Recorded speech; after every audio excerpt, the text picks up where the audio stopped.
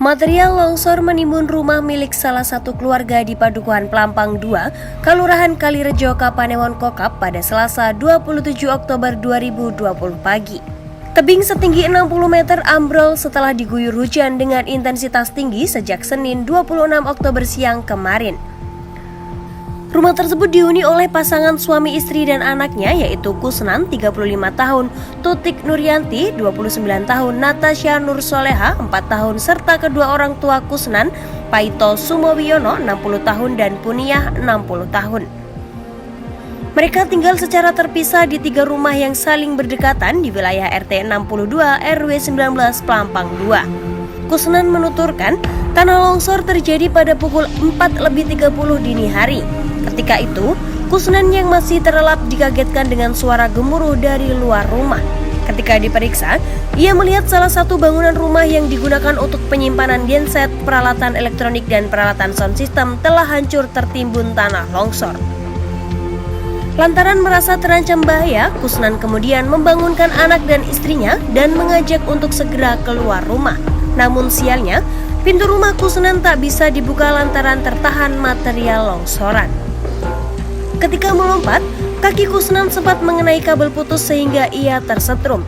Namun, lantaran bertekad untuk menyelamatkan kedua orang tuanya yang tinggal di rumah sebelah, Kusnan segera berlari membangunkan kedua orang tuanya. Setelah berhasil menyelamatkan diri, Kusnan membawa keluarganya ke rumah kerabat terdekat untuk mengungsi, sedangkan Kusnan melaporkan peristiwa ini kepada warga sekitar.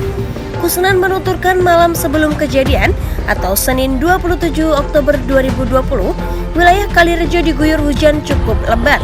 Saat itu, dia tak punya firasat jika tebing yang ada di belakang rumahnya bakal longsor. Selama ini, lanjutnya, wilayah di mana Kusnan dan keluarganya tinggal juga belum pernah terjadi bencana longsor. Kusnan beranggapan bila tebing di belakang rumahnya tak bakal mengalami tanah longsor separah ini. Pasalnya, terdapat jalan tanah di belakang rumahnya sehingga ia beranggapan bila tanah longsor hanya akan menutup jalan tersebut.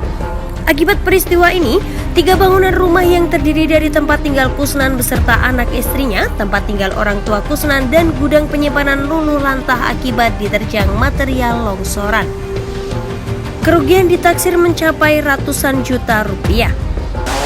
Mas, terus untuk sementara jenengan dan keluarga tinggal di mana?